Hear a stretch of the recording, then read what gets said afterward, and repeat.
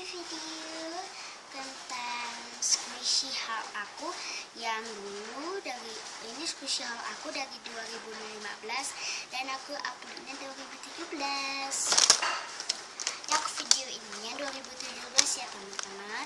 Aku beli squishy-nya 2015. Jadi yang pertama itu aku punya ini, itu panda tapi udah jelek gitu. Ini nggak tahu kenapa seperti ini teman-teman.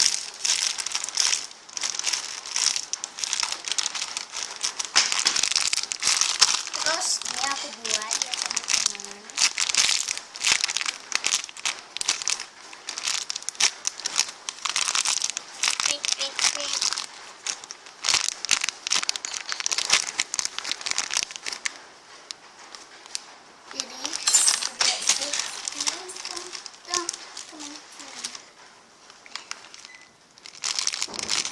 Ini itu bagian dari belakang, depannya, ya,